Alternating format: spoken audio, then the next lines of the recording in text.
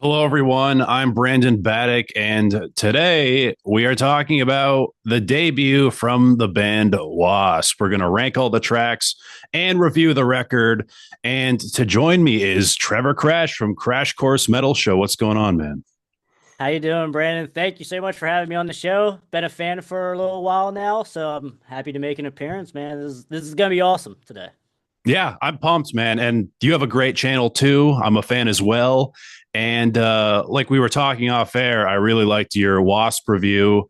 And this is like a new kind of series on the podcast I'm doing where I'm having other people come on and talk about a record and rank all the songs on it. So I felt like you would be a great guest for this one. I think this is a great record. I have a copy right here.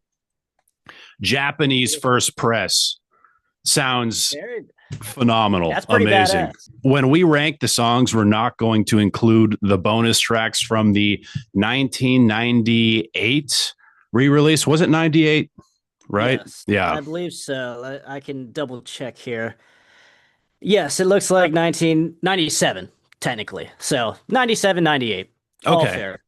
Cool. Well, just to like get into this record, whatever you want to call it. I've heard people call this album Winged Assassins. I want to be somebody, but it is officially the self-titled Wasp record. Animal was removed from the track list at I believe like the last minute because of the PMRC label pressure. It was on the Filthy 15 famously. Wasp is a band from LA, and this is their debut from 1984 on Capitol Records. It's produced by Mike Varney and Blackie Lawless, weirdly enough, except for what is it? I think it's The Flame, Tormentor, and On Your Knees, which was only produced by Blackie Lawless, which I think sounds phenomenal. I love the production on this record. Mhm. And even though the bass, I think, is like a little quiet on the entire mix, I like it. I don't mind it. How do you feel about this record? I think to me, this record does not sound like 1984. I think it sounds I don't want to say modern, but like generally speaking, I gravitate more towards post 86 in my heavy metal, hair metal, all my subgenres. So I don't get to pre 85 too much. One of the reasons is because of production. Not that I hate the production of pre 85, because certainly like Venom, you have your classic exceptions that just sound perfect like in that early, production line of style. But as far as this record goes, like I like the production. I think most of these songs, to your point, sound awesome. It does not sound like it came out in 1984, in my opinion. No, especially for a first album. And it's Hmm. raw, but it's like a good it really fits the material. You know what I mean? Yes. Like even the song Animal, it starts out with the production and just the sound of it. It sounds like a Venom song Yeah. until Blackie comes in, but it's like, wow, it's just so cool. It's such a weird record because I feel like people don't include this when they talk about like the best albums Hmm. from the 80s. And I think Yeah. this is one of the best. Especially when you're talking like in the early part of the decade as well. I think Wasp just in general doesn't get too much love as far as that goes either. I don't know if it's because no one really knows where to put them either. I think that might be some of the problem. Like, oh yeah, some people call them, put them in a classify as hair metal. Some people put them in shock rock. Some put them in just classic heavy metal. Like, and when you don't really have a home per se, people can't really don't always know where to put you in your albums then. And to be completely honest, like there's not really one Wasp album that sounds like the next. Other than maybe you could argue the first two. You could argue the first two are very, very closely similar. But after that, man, like it's a pretty diverse catalog. It is. And in interviews, Blackie even said with the second one, he tried to go for a different sound where Hmm. you could definitely hear the similarities on the first two, but you can Hmm. also hear him trying to like branch out into a new sound. Right. Now, this lineup, we have Blackie Lawless, Chris Holmes, Randy Piper, Tony Richards which I believe this is the only record Tony Richards ever played on Really? Because for I was W.A.S.P. wondering that. Yeah, I feel like I had I that goes to the point I'd never really seen him anywhere else, so that explains pretty much the reason why. So He really is like the Dave Mustaine of this band, where it's like kind of a rotating lineup here. yeah. Even though like it makes sense though, he wrote a lot of the tracks on this album. He wrote like most of the album himself. hmm Yeah. I mean, Now, yeah, yeah, I was gonna say, and that goes to the point of like his previous bands as well. Blackie, obviously in London, Sister Sister, and countless others before this. And obviously, when this album debut comes along, he is pretty seasoned at this point. So that makes a lot of sense too when we're talking by like how good the debut is. So yeah, but to the Tony Richards point, yeah, I have not seen anything else from him. Not that I'm really a Tony Richards guy, like I'm going looking for him or anything, but like I just throughout the years just never really seen his face or that name before, and I think he does a decent job on this record. kills Record, it.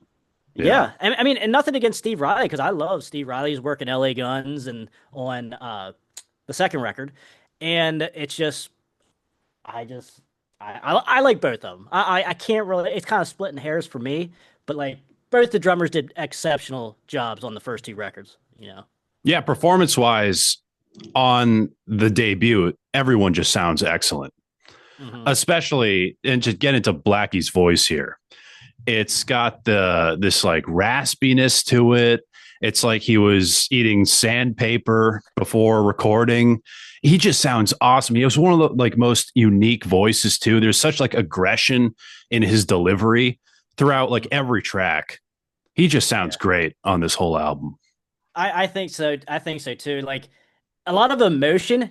I don't think necessarily get emotion too much in this on this album from Blackie like you would in the late 80s, early 90s and so on. Like once he starts really incorporating ballads into the catalog, like that's when you really see the emotions of his side of his voice and such, and just of his songwriting as well. But you get a little bit of that with like Sleeping in the Fire and such like that on this album. Sure. So it's there, but it's certainly not as pronounced as later on in the catalog. But man, I'm with you, man. Like Blackie does have like kind of a one of a kind voice, and it's awesome.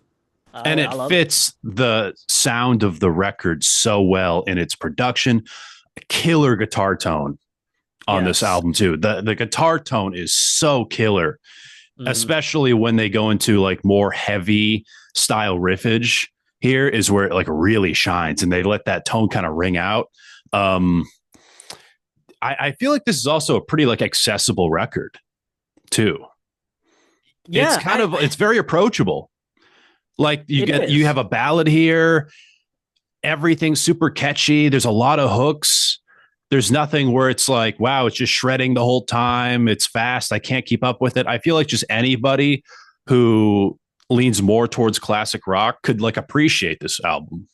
hmm Yeah, it's certainly not like if someone would explain to you like what Blackie does live during this time period, you would think like they would be harder than like Venom and Metallica, and they just like throw the whole nine yards at it. And then you put on this record, and it's actually in that context softer than those records. Yeah. Which is weird. Well, a weird term, like for lack of a better term. But yeah, it's certainly like you said, pretty melodic, all things considered. Has a little ballad you could call a ballad, semi ballad. Yeah, Power and just ballad. yeah, and just like good choruses, memorable choruses as well, sing along somewhat. Just Totally. I'm with you, man. It's now I don't. I would say probably the Last Command might be a little more accessible, and for me, I would say, but this is right there though. Like they go hand in hand. This record and the Last Command to me, like they go hand in hand. But I would say just more accessibility on the Last Command probably than this. But your point's fully taken though. Like I agree. That's a good point. And I can see where you're coming from with that. And I agree, honestly. But I just really love the track list here. Every song, I think there's really not a bad song on this record. Hmm. And I feel like Wasp, it's almost like a more demonic Alice Cooper Yes. when it comes to like, you have school days, Hmm. even the presentation, like you were saying. Now, I think this is an interesting point, and I hear a lot of people talk about this online of like, is this a glam album? How do you feel about the first Wasp record? Is it a glam album?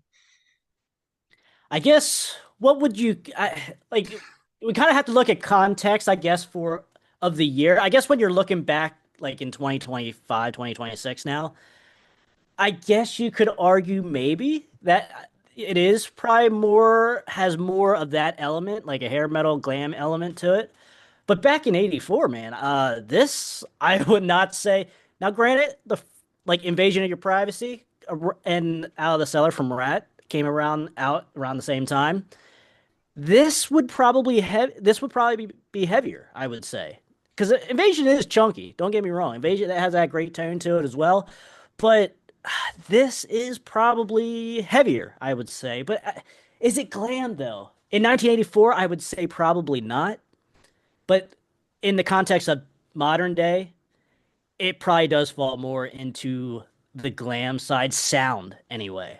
I would think. That's a good question because it goes back to the point of where do you put Wasp? Like Right. where like there's so many different elements here, and I'm not really gonna go to war with anyone if they say one or the other. Yeah, like I never thought this was a glam record, and I see why people do because you look at the stats here, the big hair, they're from LA, they're wearing like leather, you got some makeup, it's everything screams glam metal, and then on Right. top of that, you got the hooks, you got the catchy choruses, you got the power ballad in there, but also at the same time, you have like that Venom-esque production. And I feel like it's just like more of a victim to the times kind of thing because coming out of LA, everything happening around when this record came out, it makes sense why it's like, oh, yeah, that's a glam record. And I feel like the issue is a lot of people wrote this album off as that. And that's why, especially with thrash blowing up, and you would get your skull ripped out if you even Mhm. had like mentioned the word glam, where I feel like Wasp unfortunately was thrown aside, but then to the glam people they were like, this, what the fuck is this is crazy. So they were kind of in this weird middle ground, but like I said before, they to me feel like a more demonic Alice Cooper in Yeah. lyrically, in the lyrics, in just like presentation, like we've been talking about, and just the songs themselves. You have a lot of Mhm. like teen angst here too. It seems like this album was written for teenagers, like people stuck at their parents' house, going to school, which is kind of Alice Cooper's approach too. Oh Yeah, yeah. yeah. I think this isn't a glam album, but you know, I don't think it's as black and white as Yes, people there are say it is. elements to like every kind of subgenre of metal a little bit here. Especially of the time when it came out. And I guess you could argue like maybe as time went on with the second record, with the third record from Wasp, Inside the Electric Circus, yes, maybe people were kind of just lumped this record then into glam because of the next two records. Like it's weird. It's like a snapshot in time, because you only had like a year until The Last Command came out then. So like just that 1 year, Wasp was kind of doing the heavy shit, and then as it went on, they were kind of like jumping into the hair metal feel and sound a little bit. So, yeah, I that's kind of an unanswered question in my book. It's like I don't really have a good answer, but I'm not against anyone else's answer though either. So, Yeah, and I think that's like a good point. But I also feel like if I was like a Poison girly and I like mhm. Poison, I like Bon Jovi, and I'm like, oh, Wasp, that looks like a good time. I would piss my pants listening to this record. That's a good point Like, because look at like I the mean, lyrics, dude. Like even the single, Animal. Oh Like yeah, the yeah. cover of it too with the saw, like that's I don't know. That's the thing. Like, there's so many different elements that play here. It's you. I don't know if anyone can honestly say 100% what this record, not just Wasp, but this record alone falls into. It's hard. I that might be kind of like splitting hairs on a lot of different details, but man, I don't know. I really don't really have an answer for you. And I've been listening to this record since I've been 11, 12 years old. So, and it's what am I, 33 now? So that's a long time, and I still don't have an answer for you. That's what makes the album so interesting though at the same time because of like where it stands when when trying to like address it as a certain genre. It has Hmm. all the elements of glam, but it really isn't. I Hmm. feel like also, we're gonna get into ranking the tracks here, but I feel like this has maybe one of the most consistently great track lists. And also, like the ballad on here, I feel like fits the tone and atmosphere of this whole record as well. And I feel Hmm. like when it comes to glam, when you have those power ballads, it's like, oh, we're doing a power ballad now. Where I feel like, Sleeping in the Fire on this, and we'll get into that later, that song specifically, but just fits extremely well. I love the order of the track list as well. It's just so Yeah, solid front to back, I think. There's I no agree point with on the record where there's a dip. I can agree with that. Nah, yeah, because with the ballad, like Sleeping with the Fire, to your point, it's eerie and mysterious. You know, it's not obviously your typical power ballad, but it's it keeps your interest the whole way through. Not just because it's not a good song, but just the texture of it, the atmosphere of it alone keeps you pretty much on guard, if you will, while you're listening to it. And you're like, wow. And but by the time you're done with it, you're like, wow, was that really? Did I really just listen to a ballad? I mean, I love ballads, so like, yeah, it's cool with me either way. But like someone that doesn't love ballads, they'll sneakily listen to that and be like, "Oh fuck yeah, that was cool." Yeah, and I don't want to. I can talk about this song for a while, but just to wrap it up with this song, it's just like also it's about Lucifer. It's not really like a love song, like per se, like a classic ballad. I love this girl. I want to Yeah, kiss her. It just fits the tone of the whole record, yeah. and it fits so well. It doesn't feel like a ballad. It doesn't feel like, oh, here's the radio play. Here we go. Here's the Hmm. radio bait. But 100%. everything on here is so good. Now, we're not going to include the bonus tracks, which are there's three of them. There's Animal, which was removed because of label pressure and PMRC, BS. Uh, Show No Mercy, I believe, is the other one, Yep, and Paint It Black. Now, you included those in your list, I but did. for the ranking, we're just going to talk about the 10. And then after, we'll go back and just read your whole list with the bonus tracks. I took some notes too where I would put the bonus tracks, but Okay. I feel like we should just look at the like original release track list here, how the album originally was intended to be. That's fair. We can Because do I that. don't think Paint It Black was like supposed to be on the original, right? I would say no, and I'm glad that it's not on the original. I will say that. And I don't want to give away where that would go on my list, but it's not very good. So, I feel like Wasp maybe not the strongest when it comes to covers. Amazing at original material, but didn't they cover like a Uriah Heep yeah, well, they did song the Real too? Me as well. Yes, yeah. And I will say this. This is for every band, in my opinion. In my opinion, I don't, especially with a great songwriter like Blackie. I don't want you doing covers. I do not want a cover song on your album. That goes, and like I said, that goes for every band. Every band. 99.9% of the time. Don't put that cover on this. Even if it's a good cover, I don't want you, if I want to listen to that song, unless you're cross genre in it, like doing an R&B cover, something, something that's not metal or rock, then yes, that's cool. I do want to kind of hear that, your view on that or your taste on that. But yeah, with Blackie, I don't want a cover from you, bro. Like you're an awesome songwriter, doing great songs, doing great stuff all throughout the catalog, and I just don't want covers, man. Like, I so agree.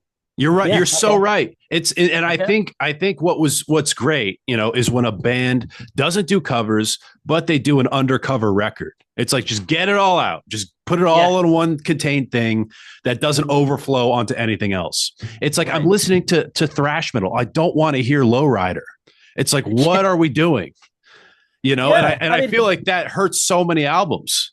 I agree, and same thing. To as another example, like Megadeth on Peace Cells. I ain't superstitious. I really actually like that cover, but that does not belong on that masterpiece of an album. Like I just, as much as I like that song, and I ain't superstitious, I love the blues. I love Dave's version of that song, but I just don't want it on that album. Like you could have gave me any other song that I'm sure you guys probably had on the cutting room floor, and that would just, to me, that would really bring Peace Cells closer to Rust in Peace, It in my would. opinion. So that alone makes it a crime against humanity doing that. So yeah, but yeah, that's kind of my point to Paint It Black then. Yeah, and thank God Rust in Peace doesn't have a cover on it. And that's why it's Yeah. the greatest album, funny enough. I feel like if Megadeth didn't, and this is a little side tangent here, but maybe if Megadeth just took all the covers and just put it on one record, how great would that be? Do what Metallica did.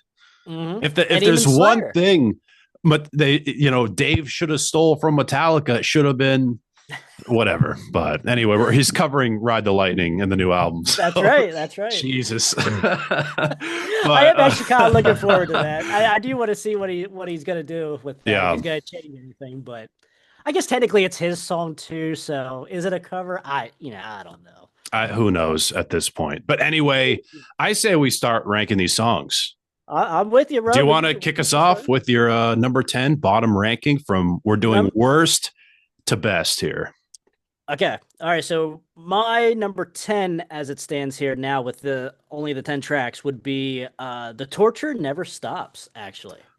That is going to be my last one. It's just an album, or it's just a song that doesn't make the iPod for me. It never really did, even in middle school. Like I would just visit all of these other songs other than the 12 and 13 because I bought the CD, the 1998 edition with all the tracks. So I always listen to this album as the 13 tracks, not the 10.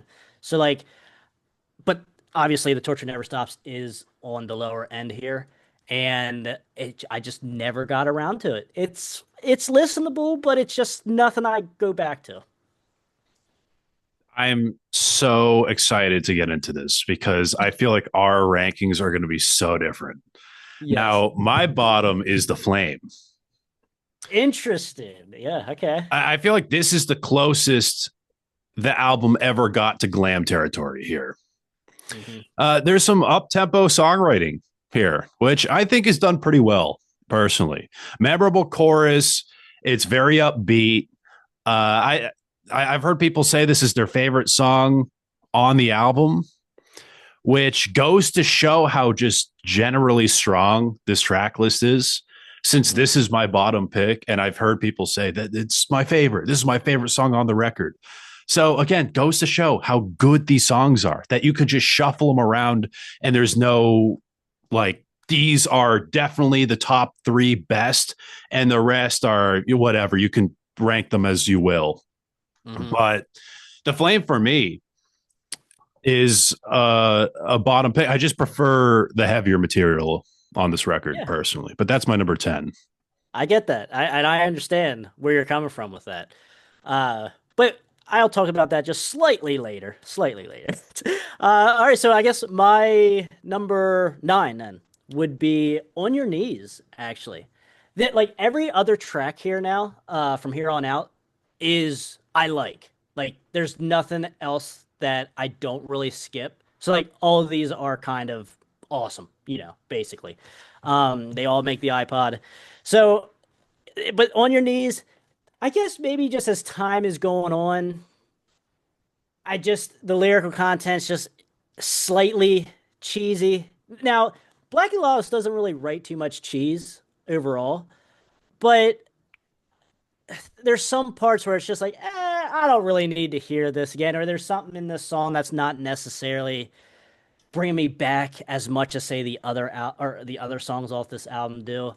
But I think as I go on here, I think you're gonna realize that this is not my favorite Wasp album. Which from what you're talking, this might be your It favorite Wasp definitely album. is. It definitely Okay. is. Okay. Interesting. So So we what might is your favorite? The second? man, dude, I Crimson Idol? honestly no, not the Crimson. No, I appreciate people that say the Crimson Idol is their favorite, but I just never really was able to get into it much. Even like Operation Mindcrime, like concept albums are fine when they work, and not saying that Black Keys didn't work, but that's not a top five album that I'm gravitating to from Wasp. Um, but my favorite Wasp, Christ, I guess the ones that I've been visiting the most recently has been Inside the Electric Circus. Even Eldorado is like an Wow. underrated one. But I know people shit on that album hardcore because it's like just the last command basically done again in 1999. It's not bad. So Yeah. yeah, I mean, I even like the Headless Children has been creeping up for me. I'd say there's some deeper stuff on there that a lot of people don't really talk about. It's literally a dart, bro. Like you could throw a dart in this whole catalog, and I'll be like, I'm not gonna argue with you, man. That's your favorite album. You It's know? so solid. It's so unbelievably solid. I just love everything about the first one. I love the Yeah. production, the guitar tone, the rawness to it. And yeah, I feel like there's a lot of evolution when it comes to, of course, like the concept stuff. I do love that album. That's in my top 3 easily. Is it okay? Yes, but the first one just is always every time I return to it, I'm like this. It's just I forget how fucking good it is. Hmm. I love everything on it. I love the track list, and I feel like there's not another Wasp record that captures the same love for me personally. Okay. All right. Now, if we just narrowed it down to like the two original era, I guess Wasp out of the first two, I would probably say The Last Command. I visit a lot more than I do the debut. Not slighting the debut at all. But especially when you're comparing it to the original as well, because which we will get to later as to why it's a big disappointment to me. But Definitely, yeah. so so yeah, that's what was it? On Your Knees was my number 9. Cool. So my number 9 is going to be School Days. Not Okay. crazy about the Pledge of Allegiance intro at the beginning. I've always found that annoying. Yeah. Really great riffage here, though. Has some nice groove to it. If I was a kid in the 80s going to school, I would cling to this song so hard. Yes. It really accomplishes everything it goes for. And it has like a really memorable later verse too. Just like the melodies in this song, like the vocal melodies are excellent, I think, especially in the verses. But that's my number I 9, School Days. Very yes. Alice Cooper too. It is. It is very. This is where your Alice Cooper comparison really shines here. Like it is a really good song. Could have been on an Alice Cooper album Certainly. Oh yeah. easily. Yeah, yeah. It would certainly make any Alice Cooper fan or Alice Cooper probably proud. If they would hear this song and be Exactly. like, "Oh yeah, this is just a modern Alice Cooper." Yeah. Basically, because obviously Alice Cooper at the time was not really Alice Cooper, I would say. Yet he didn't really regroup and reform Because this is until 84. yeah. So like, well, 85 was what? The one with Teenage Frankenstein and Yeah. Constrictor. And he was So going like all into glam. yeah, the punk. Yeah, like before that, he was like in the punk scene and like new wave Very and like stuff like that. heavy 70s rock, Hmm. which I Yeah, love that era. Anyway, yeah, yeah. There's some really good deep stuff there as well. So am I at my 7? number, yes, 7 or 7, 8. Yeah. Because I 7. did Okay, the Flame School Days, and now I'm doing my number 7. okay, We'll trust the process. okay. So either way, what I didn't talk about yet Yeah. is is Hellion.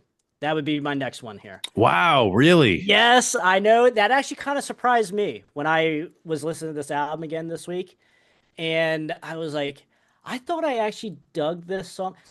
Like I said, these songs are still awesome. Like I'm kind of splitting hairs here. Like where do I put my number three to my number seven? Like I listen to them almost as much as each other. So like, but nonetheless, it has to go somewhere. And Hellion is actually, I do love the way he screams Hellion in this song. He does make it very memorable. It's a memorable song, but there's just these other tracks that I visit more or either have on playlist or what have you, that I just get to more. But nonetheless, still a really good song. And from your reaction, it probably is one of your favorites. That's crazy to hear. I'm excited to get more into this list because I feel like our rankings are going to be completely different.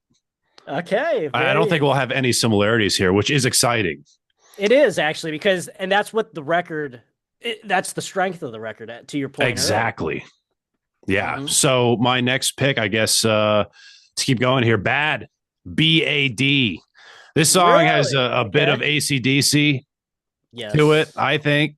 A really, really thunderous rhythm section here, which drives the whole song with some great energy. I love the momentum that builds into the chorus as well as Blackie screams in the chorus. Mhm. Such amazing vocals from him on this Yes. song. But Bad is still up there. It's not a bad song by any means. It's still fantastic.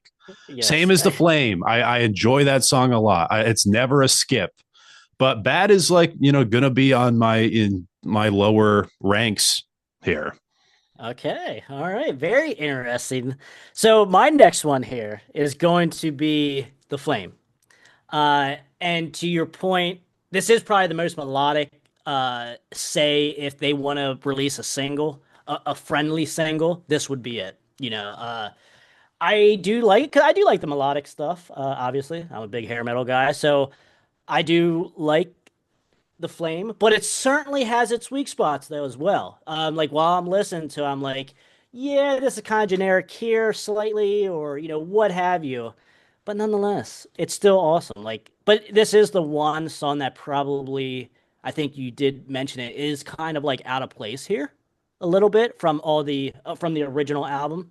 It does seem a little out of place, but like I said, that's probably to the point of trying to have something a little bit more digestible than the rest of the album. So, but man, I remember it like I said, I bought this in middle school. So I was a youngin, like 12, 13, 14 maybe years old when I was listening to all these tracks, and they all have very deep meaning to me. And Flame was one that I actually didn't gravitate to till a little bit later in life. I did not play it a lot from my memory anyway when I was younger. So this is one that definitely grew on me, but definitely it's still not in the top half of the album per se. Cool. Yeah. If there's any song you can point to Radio Bait, I feel Yeah. like it's The Flame. Still a great track, though. I'm going to keep going. I feel like this is the one where I guess we have some similarities to On Your Knees, Okay. where we're talking about the bottom four, I guess, right here. Mhm. The opening instrumentals really remind me of Judas Priest a little bit. A Yeah. very raw sounding song, very straightforward chorus, pretty straightforward song in general, and definitely something that could just uh, like annihilate a first date. If you want to just ruin the date, play On Your Knees. Uh, Maybe Yeah. leans on the chorus a little too much, Yeah. maybe, Yeah. but great riffage here. And it just goes to the point of like Blackie trying to convey a certain message, very demanding. And I guess I'll give it a pass for leaning on the chorus, maybe a little too much, but Hmm. I feel like it earns it. Yeah. On my knees is going to I'm be my pick there. okay. I agree with you. Like it is relying, to your point, relying a little bit on the chorus, and I think that's what kind of turns me off a little bit about the song. Everything's okay, but once we get to the chorus, it's kind of repetitive. Maybe Yeah, is is another word that kind of comes to my mind when I'm thinking back to the song now. But like, still a good song. Like, but the Judas still a Priest banger. comparison is a good one though. I do like that comparison. So, Still a all great right. song. So my next one here is going to be we're kind of close here again. So school days. And like I just mentioned, I had this in middle school. What song do you think I probably not played the most, but was the most like, oh fuck yeah, fuck school, like that kind of thing. This would be the one. That like I like it's so cool to hear like the bell like inside one of the verses or whatever. It's so and it's just like, yes, 1, 2, 3 o'clock. I'm counting off the days, to when the school bell rings. And yeah, it's just obviously when you're in middle and high school, you're like, I do not want to be here, and this song certainly represents that, and it just brings me back to that time, and that's why I probably do have it ranked higher than some of these other ones, just because it brings me back, has a little bit of sentimental value, if you will, brings back memories and such, but it's just great, and I eventually I will be saying this more, but like the guitar work everywhere is awesome. So like I don't want to keep repeating myself on every song, like, oh yeah, the guitar work's great here, or the solo is awesome. That's just a given when you're talking Chris Holmes, Blackie, and Piper. So yeah, it is what it is, but that is where School Days is gonna go for me. The bell does add so much to this song, and it doesn't feel like, oh, they're doing the bell, because school. It does add a lot to it. I love it. I love every time I Yeah. hear that part. Yes. But this is the part of the ranking now where every song is just excellent. Is just Hmm. unbelievably great. And I'm curious where this song is for you. It might be a little bit of a shocker, but for me, the next one is I Want to Be Somebody. Okay. All I right. maybe the most memorable song on the entire record, which seems to be aimed at a lot of just kids, again, trapped in their parents' house, Hmm. wanting to go out, be somebody. They're dreaming of a better life. A pretty positive song. Hmm. When you look at how the PMRC framed this band, and then you look at I Want to Be Somebody, it's like, wow, it's kind of motivational. There's a good message. It's very positive. Now, I love the snare drum roll that brings you into Yeah. this song. It's so good. There's so much hype behind that. Really fast rhythms here, and just a great anthem altogether. Maybe it's Hmm. like this low for me because I've just heard it a million and one times. Yeah. But I love this. Every time it's on, it's never like, oh, here's this song again that I've heard a million times. The second I hear that snare hit, I'm like, I'm in. I'm ready to go. If I'm like 5 beers deep, it's over at that point. But No, I agree with you. Like this is the song. Like well, this is actually my next choice. Is I want to be somebody at my number cool. five. So I agree with you. Like this is probably the right choice for a single, I would say, other than like The Flame. But this is a better song than The Flame. But I think to me though, this is one of the weaker singles from W.A.S.P in general, in my opinion. But like you said, once it comes on, I don't really turn it off either. And like the music video, Blackie looks like a human tarantula with those high heels on Yeah. and like his outfit. Yeah. Like just the like way he's standing the whole time. It's like, dude, is everything too tight or what's going on? Are you just a tarantula now? I don't know. Yeah. But nonetheless, it's a good song. Like I can still get down with it. It's not going to be the first 10 W.A.S.P tracks I'm gonna play on my burnt CD by any means. But I just dated myself there. But yeah, the I want to be somebody still awesome though. And like you said, the drum roll and as much as like this is the debut. Like I said, Blackie at this point is seasoned as a musician somewhat. There's not really a whole lot of songs that necessarily sound like each other either, which I think is a big plus. Now, there are like one or two which I will get to as maybe being like a little brother to the other song. But overall, though, it's not really repetitive. Maybe once you get to the later tracks, but that's even really splitting hairs, though, too. So if you really want to find something wrong with the album, but number five, though, at the halfway point, is going to be I Want to Be Somebody for me. Cool. Maybe our only similarity here on the list, which is like the maybe the most popular song on the record. Funny Probably. enough. Yeah, yeah. Certainly at the time. I would say, For because it was sure. a music video and single. So yeah. But yeah, also every song does stand out on its own, but at Hmm. the same time, every song flows into each other so well. And there's such a consistency, there's such a mood and atmosphere over this whole record that never breaks or never seems like it changes. And it just goes to show just good of an album this is. And It's that so helps. And consistent. yes, that makes that album, that helps make an album so much more memorable too. And I'm in a 100% agreement with you on that. Like that's what makes this album awesome. So, Yeah, for sure. And my next pick is going to be Tormentor. Now, okay. this was in the movie Dungeon Master. Did you ever see that? That's right. I never seen it, but I do. I have heard it obviously from Wasp, but I never seen it though. I heard it was awful, just Yeah, pure ass. one of those horrible B-rated movies. Yeah. Yeah. But anyway, a really powerful drumming here. The vocal layering on the chorus is Yes. so awesome. I love that part. And the verses have this really like powerful sense of like authority to them that I Hmm. love. The guitar solo on this song is just a face melter as well. Um, it's just some great heavy riffage on here. Hmm. Tormentor is just a face melter, just an awesome song. I agree. I really enjoy that song, but I'm not really going to talk about it too much just yet. So All right. my my next one will be where are we at here? Number four, and that is going to be Love Machine, actually. So this is one of the first of the brothers that I talked about as another song, which I will mention later, that kind of sounds very similar to this, but both songs are badass. So I'm in the okay camp. I'm in the this is awesome camp. So It's I'm not high going to enough where complain. you get a pass. Yes, yes, and just good enough. Yeah, so Yeah. like, but Love Machine, I do like. This was actually another music video, if I'm not mistaken. I think this was a music video, Yes.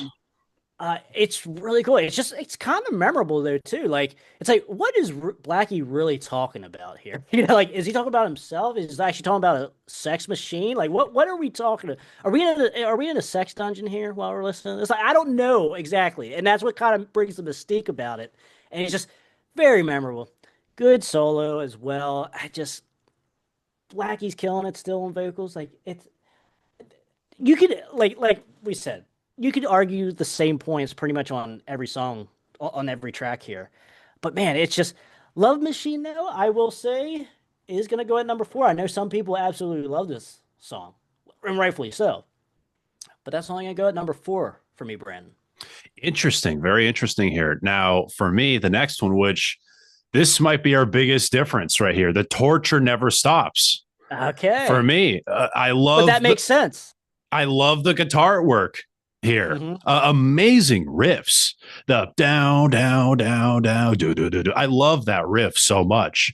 The chorus riff is fantastic, and the rhythm section is just this awesome, evil, like galloping riff. Some great momentum in the solo with great drumming and Hmm. soloing for the song's outro as well. I Yeah. also love the delivery on here and yeah, just and Blackie's delivery and no one seems to care. I love that line. Like just his delivery on some of the verses are so good. This might be some of my favorite vocal deliveries from him on this Okay. song, Yeah. but the torture never Interesting. stops. Nice. And to the point, like, yes, I had it near the bottom or at the bottom, depending on which album you're listening to. Like, that doesn't mean that I still know how that chorus goes, even though it's not on the iPod. Like, once you hear that chorus, you're like, fuck, Blackie's just yelling, the torture never stops in my head, like randomly at 2 o'clock in the morning, Yeah. like it is memorable, like you don't forget that kind of thing. But even Uh, if it is like, repetitive, the song is yes. literally called The Torture Never Stops, So I guess mission accomplished.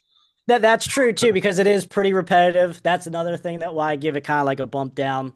But like for someone that is in the heavier stuff like thrash and stuff, that it makes total sense though. Why this you would enjoy this track probably one as a top five track for you off this album. So cool, man. This is interesting. I'm glad that we do have different lists because that doesn't always happen when people do you know the ranking the track listings and such. Yeah, So this is I just find it interesting, and we were talking about this off camera, but like I prefer thrash metal. Thrash metal is like, my preferred genre, where Mhm. yours seems to be more glam. So I Yes. was curious how we would both perceive the tracks here, and I find it to Yeah. be really interesting. Certainly, because now I will say when I was younger, like in my teens, high school and such, I was a big thrash guy. I loved thrash. Now I still love the hair metal, but it was more of a 50-50 type deal for me at that point. But as I'm getting older, the thrash and the like real heavy stuff is starting to come down a little bit, and the more melodic and blues and stuff like that is creeping up. So that's could be why we're having now maybe if you would have asked me 10, 15 years ago on this track listing rank, it might have been a little different, might have been closer to yours, but stuff changes. And that's what's great about music because you find new love about the same thing, the same album. You find new love, different love, or sometimes sadly less love. And, it all depends. And that's what's great about it. For sure, So, art's subjective. yeah, So 100%. this is our top three now, right? Yes. Yes, Our it top is. three songs on the album. Here we go. All right. Number three, Sleeping in the Fire. Love it, man. I love it. Uh, Lackey does great ballads. Like I think Wasp has an underrated ballad catalog. Like when you're talking about bands with great ballads throughout their whole career, I hardly ever hear Wasp name mentioned. And that's a crime because Blackie's emotional vocal, awesome. In this song and in the whole catalog. Uh, and as far as the song, you do have that eeriness, which is awesome. I love that like when the production fits this kind of eeriness, this kind of atmosphere, just that intro as well. And you're like, but without you even knowing that he's singing about Satan, being lullabied by Satan. So like you're like, oh shit, where did this come from? Basically, like, oh, okay, this is what we're doing here now. So that's cool, whatever. But it's just it's awesome because you're like entranced by the music, and then Blackie's voice, obviously, lullabying you throughout the song, and then once you realize like what we're really talking about and like what we're doing here, it's like, oh shit, all right, I'm cool with this. This will be on repeat probably. So, so definitely "Sleeping in the Fire" is a is up there for me. At least, certainly on this album. Now, Brandon, I don't know if I can rank you right now at the top of my head my favorite Wasp ballads. So I don't know where it would go, quite honestly. But on this album, it's here at top three. That's definitely a video on its own, ranking all the Wasp ballads, because that might be harder than what we're doing now because they're so consistently good as well. My number three, also Sleeping in the Fire. Ah, nice. Just an awesome, atmospheric, creepy power ballad. Even though Blackie's vocals seem to be made for aggressive songwriting, they seem to work so well here. It almost like they were made for a song just like this, which just goes to show how amazing his voice is. And it just adds to the overall mood of this song. There's this really great melodic solo here, extremely powerful chorus. Love the soloing, just love the Yeah, soloing. yeah, And I've heard people say the lyrics about like the connection between love and suffering. Blackie was very interested in the occult when he hmm was young, so I feel like there's a lot of inspiration from that as well. But such an awesome power ballad, and I feel like this is the song where it benefits the most from the production of the record, especially with that like creepy acoustic intro. So great, so eerie, moody, cool. One of my favorite ballads of all time. Okay, that's an interesting take. That's a hot take there, but I don't blame you, man. Every time it comes on, I'm jamming right there with you. So it's all Well, good. it's just like lyrically too. It's interesting, and I feel like it fits the music There's so many ballads I've heard where it's all the same beats, it's the Hmm. same lyrical themes, and about this, about that. Where this just seems so unique, so great. I love it. I love it so much. It's so good. Yeah, I don't blame you, my man. I have it as top three as well, so I'm right there with you. Cool. All right, so my number two then is going to be what you mentioned a little earlier, Tormentor. Man, like you said, the vocals, the layering of the vocals as well, just adds that depth to it. I love the chains at the beginning and certainly throughout the song.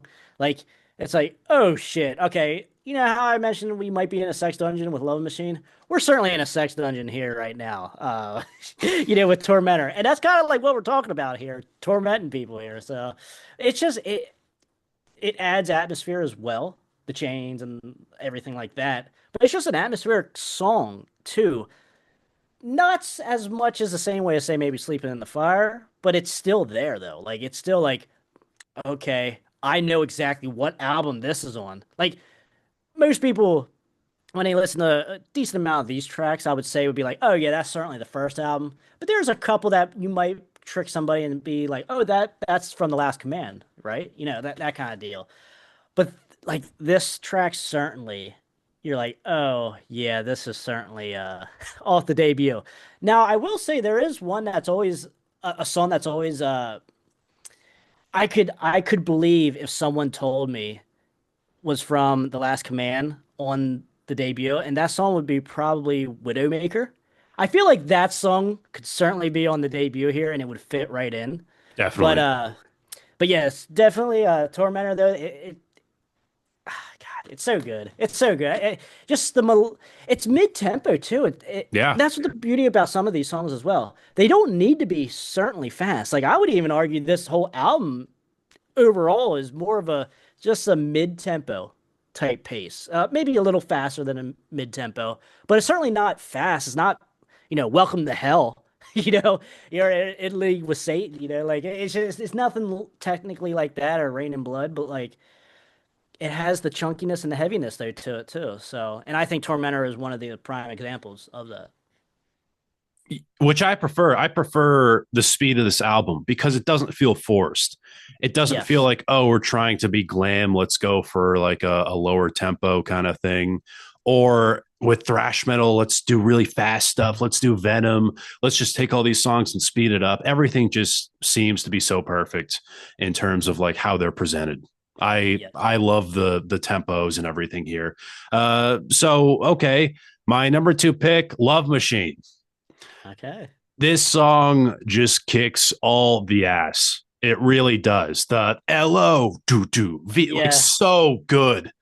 That chorus is so awesome.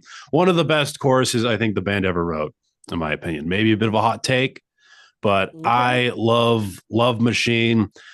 The song starts out with the chorus riff as well, which is the hype is there, Hmm.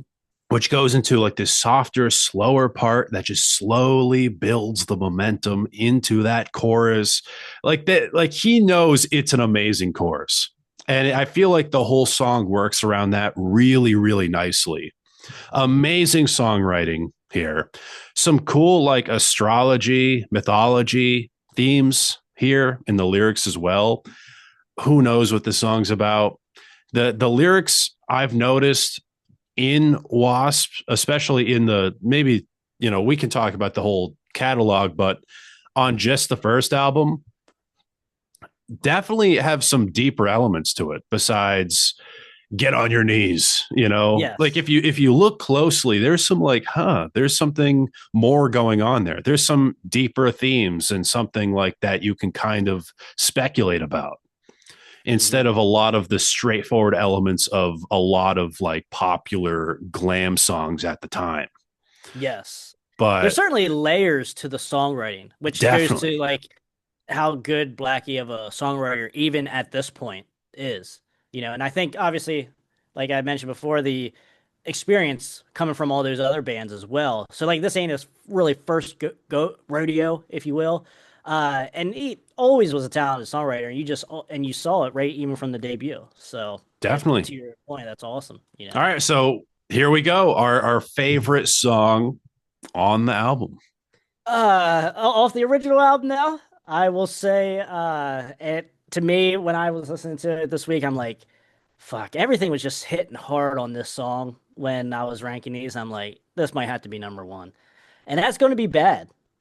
I love now the guitar work just from the beginning. The riff is chunky, heavy, and just like I'm here to fuck shit up, and it's awesome. I love it, and just the the power behind Blackie's voice on this song is there, and BADE, make your mom and Yeah. daddy sad, like, ah, So man, good. like, Yeah. yeah, as a young kid, you're like, I understand where you're coming from, Blackie. Yeah, man, I get it, and definitely, but like, this actually surprised me because of the original album. Now, I wasn't expecting this to be as high as it was, or to be number one for the original album.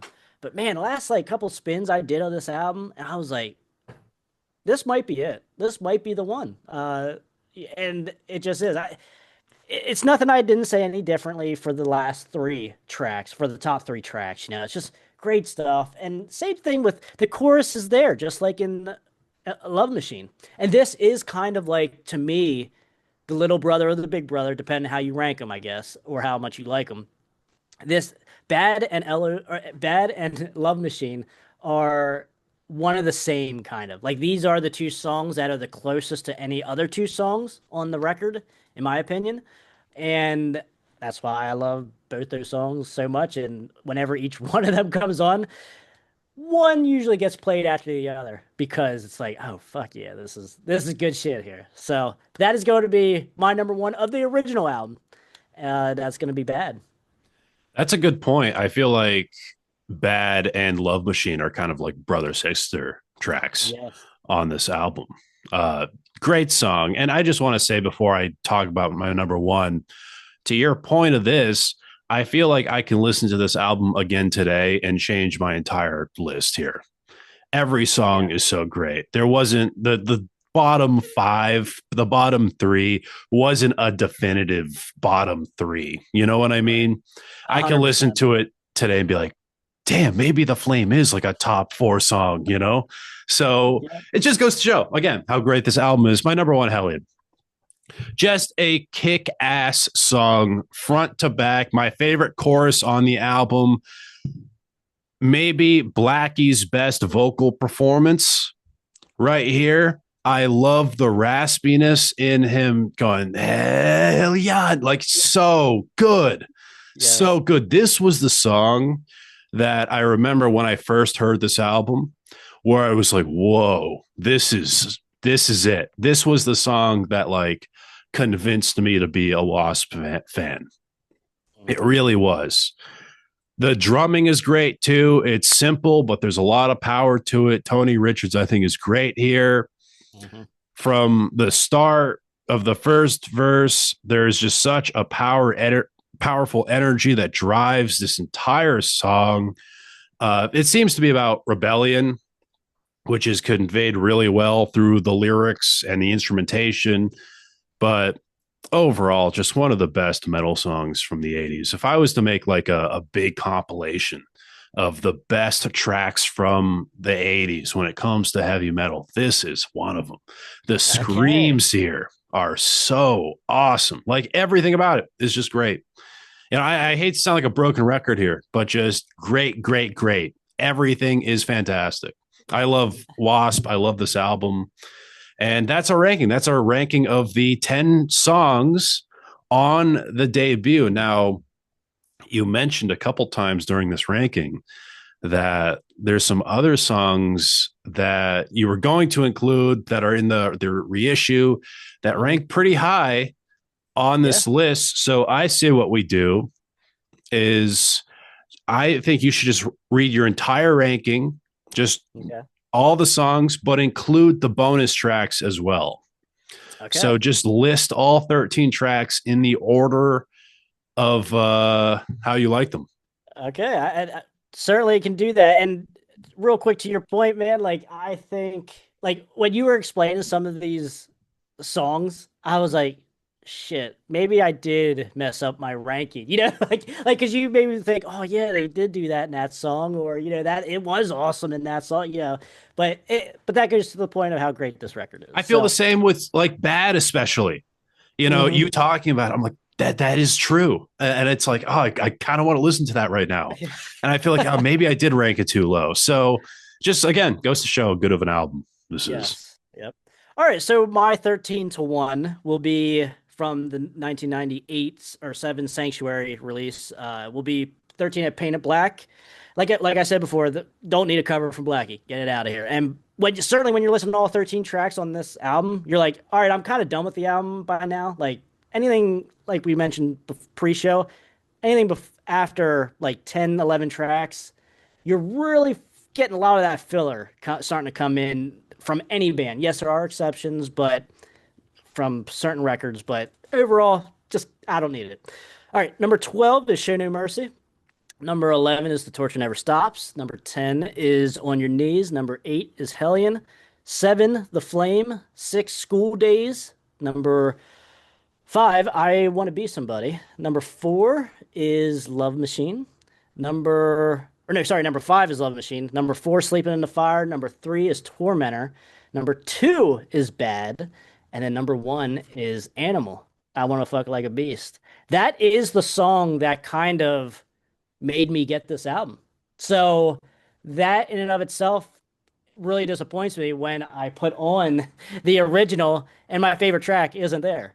Because if anyone remembers, Facebook, or sorry, not Facebook, MySpace back in the day, I was like I said, when I bought this, like 12, 13 years old, and my like name, like my URL to find me was I fuck like a beast one. So yes, to the much Nice. displeasure of my parents and like all the adults in the room, to their displeasure, uh, that was my how you found me on MySpace, and it's because of how great this song is. The solo is awesome. Like one of the best. I mean, I don't want to say that one of the better solos, but one of my favorite solos of the album. I just absolutely love this track. There's nothing not to like about it. In 1984, fuck yeah, let's go. Just so that's where all the energy was for me. It was in Like a was I fuck crazy like title for like yeah. 84 as well. Exactly. Yeah, man. And like if you would have got one of those rare copies, like really like overseas first issues of this album with I Fuck Like a Beast on it, I don't know how much that'd be worth, but that would be absolutely badass if you had that. But obviously over here in the States, it never got released, this album like that.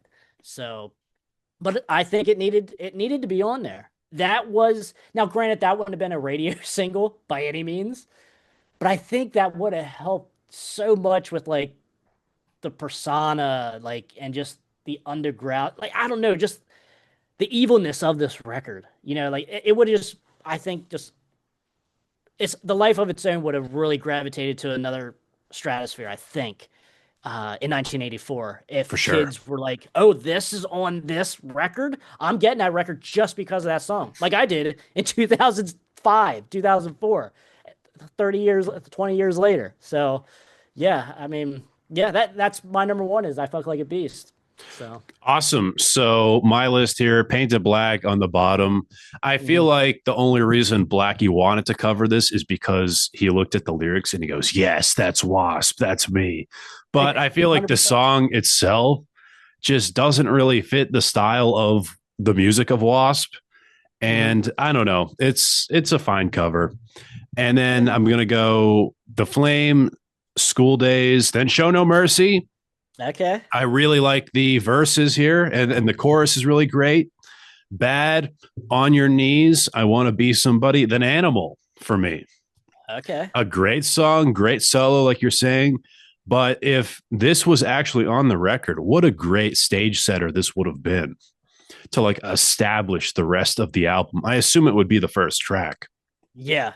It Now, is because on that's the what it is on the reissue. reissue. Yeah. But if you brought this home and put it on, and that was the first song you heard, that is such a great way to like establish the sound and everything you're going into. Because Hmm. I would be listening to this being like, wow, I am in for a wild ride with this record. Yes. Now, after that, Tormentor, The Torture Never Stops, Sleeping in the Fire, Love Machine, Hellion. That is my list right there. That is our list. This was a lot of fun. Now, we did a review about this record before we went into the track list, but is there just any final thoughts on this album? I think just real quick to the track order for the first two tracks, because you do have on this reissue, it's how it should have been released per se. Animal, and then you have I Want to Be Somebody. I feel like, to your point, if you started off, if everyone heard this record how it should have came out, that you would have started with the superstar on the team, I think, and then you moved right on to not the superstar of I Want to Be Somebody, but a very good follow-up track, like the all-star of the team. Not the superstar, but a very good complimentary piece to follow up, and you're like, that 1-2 punch is awesome. So like that just helps burn that into your memory then too, how good this album is as well when you start off your first two tracks, three tracks, if you want to go into Love Machine, then like that's a single, obviously a music video as well. So yeah, the first three tracks, man, of how Blackie wanted it released, it would have been a great side A. I mean, it still is a really good side A no matter which issue you have. But man, I just that it when I learned that it did not get released like this, I'm like, what was going on back then? No wonder no one knows about this record, in 2006. Now obviously it was always somewhat popular underground, and like even in 2006, some people knew about it and stuff. But like not when you're talking like even The Last Command, I think got a little bit more praise, throughout the years. But as far as this record, the final thoughts, man, it's a good record. Nothing I We're splitting hairs when we're trying to find something negative really to talk about it, just to not be like, oh, we're just totally kissing Blackie's ass here or anything. It's a it's a great record. It's hard to find anything really bad on it, and it's a great record for 1984, in my opinion. Really sums up the best of both worlds, I think, when you're talking what was big at the time with that heavy traditional metal, very early elements of like speed and black metal, thrash metal, and stuff like that, and obviously with the hair metal. So yeah, it's a great album, and I'm glad, man, that we're talking about it. This is cool. For sure. It's been a lot of fun. And to build off everything you're saying with like the negativity the negative aspects here, I feel like there really aren't any. Like, even when you look at the production, it's raw, it's dark, it's a Hmm. little like muddy, maybe, but I feel like that's like a good thing. That's the I charm of can't it. imagine this having like a cleaner production. I feel like it just builds this really great atmosphere, especially on the ballad, the Yes, power ballad, which like where would you ever say that with another band? I you know, know. Yeah. now, yeah, I guess maybe the bass could have been a little higher in the mix, but again, we're nitpicking here, you know. And with the ego Blackie had, I'm surprised it wasn't, to be honest. Yeah, yeah, You and know, that's a very good point because obviously this is the only album that we get with the picture of the whole band on the right? front cover.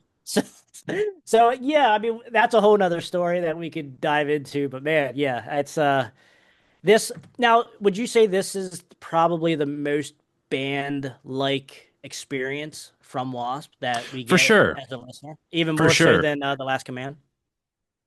Yeah, I'd say so. That's you know what, that's kind of hard. I would say that very hesitantly, Yeah, yeah, but it just feels like it. I feel like there's a lot of elements where I feel like other people shine here, and it's not just Blackie the whole time, even though he did write most of the songs here. right. But I also want to point out that maybe the best album cover by the Yeah, band, like yeah. just so great. The Crimson Idol, I think personally, is my favorite. Okay. I love Favorite album cover? favorite album cover Yeah. Okay. Okay. by the band, but Okay. this is just them with the skeleton, the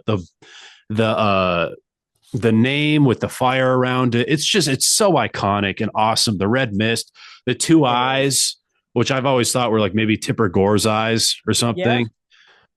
Looking over the band, hating them, but Yeah. That is trying to always something censor them. that. Yeah, that is always something that you really have to like look at it deep, like while you're listening to the record. Like, oh yeah, these are eyes. Like all every time like you brought it up to my attention here just now. I'm like, oh yeah, these are eyes, aren't they? Like because I'm always looking here, at the band. Like this does look like 1984. But it doesn't necessarily sound like it. It sounds like this could have easily came out in 88 or 89, Just I think do you think possibly it could have been a little bit ahead of its time? I Or think do you it's a think little it bit of ahead of its time. Yeah, for Okay, sure. 84, especially. I do too. Now, yeah, I think this was definitely ahead of its time. That's probably why it wasn't as popular. That's true. But thankfully to the PMRC, that's why they got a lot of popularity. Right. But it also at the same time scared radios, radio stations, scared any other publicity. So they were kind of like a very, very popular, almost like underground thing where it's not like every kind of household, every kid there knew about Wasp and knew the Yes. singles and everything. Like a lot of other metal bands, even Metallica later got some radio play at least. Mm-hmm. But by Right. the time they were more open to stuff a little edgier, Wasp wasn't really putting anything out that was like really charting like that radio stations would pick up. Right. But if it was like 1988 or 9 and this album came out, I think it would be a different story. Yeah.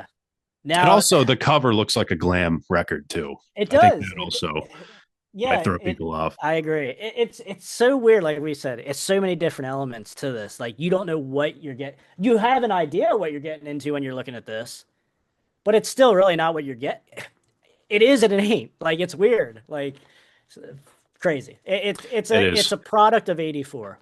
I don't know because then when we say it's ahead of its time, but if it did come out in 88, 89, would it have the same production? Would it still have that same feel then? Like, is the charm because it's 84 and it's so early? Or, what? Like, I don't, it's tough to say. Yeah, because the 80s production really does suit it because it has a very 80s production in terms of like Hmm. it's like roughness, that classic like raw 80s sound to it, but it suits the music so well. It The does. material was made for this kind of production. And it's crazy because Blackie like produced a lot of this. Hmm. Right. What band for their debut does the label go like let someone have this much control? You Yeah. know? That you don't hear that. Yeah, you hardly ever hear that. Yeah. But Ah, sounds man. good. A great album. If you were to rank this out of 10, what would you give it? Man. I think as the 10 tracker, the of how it was released in the States here, I'd probably go 8.5. I'd probably go 8.5, honestly. Like I said, not my favorite Wasp album, but it's still 10 really good tracks. Like, yeah, we're splitting hairs here with that. So 8.5 as of now. Honestly probably would rank The Last Command a little higher than that. And now, obviously, maybe an 8 for the original, and then obviously with Fuck Like a Beast on it, that just changes the game for me. Like so that I'll give that an 8.5. So Cool. there's a little bit two different rankings there. So All right. Now for me, I'm just gonna round up here. I'm gonna go a 9. Solid okay, 9 for me, 9 out of 10. all Now, right, I guess for me, maybe if everything was on the same like consistent quality as the Hellion, I don't know. Maybe I don't I just feel like a 9 is what I think is a great representation to how I like this album. It's not hmm an album where I go, this is like the greatest thing ever written. But at the Right. same time, it's really hard to criticize it. But I feel like there are certain critiques you can make. It's Hmm. not a 10 out of 10. You can't ever bring this album down no matter what you say. It's perfect in every sense. But I feel like a 9 out of 10 is pretty high. That's a very Yeah. high score. I love this album so much. It's my favorite Wasp record, one of my favorite albums from the 80s. Just Hmm. a classic, classic album. Trevor, thank you so much for being on the podcast. Yeah, man. Thank you so much for having me. And I love talking Wasp, man. Like it's a strong catalog. Obviously, like we said here, it might be it's your favorite Wasp album, but I don't know. I mean, do you think that is a pretty good average consensus that a lot of people would say the debut is their favorite? For sure. Yeah. I think Okay, all right. commonly a lot of people do think the debut is the best album they ever did. It's Okay. one of those records where like the first album is just whoa. It really is hard to top. But I feel like they they kind of do, and you can argue that this isn't their best album. Like for me, it's great, and I think this is their best one, but I don't objectively think that, if that Right. makes sense. Yeah, yeah. And I'm the same way too. Like I said, throw a dart on a lot of these albums in the whole catalog. And I'm not really gonna argue with it. Like I can see an angle to why you would say that. So Yeah. yeah, man. But Awesome. yeah, man, thanks for having me on. This is great. Definitely had to bring you onto the crash course and get some maybe do a different kind of wasp video. Cool. Well, I'm looking forward to that, man. Again, thank you so much. I'm Brandon Battick, and this has been Disturbing the Priest.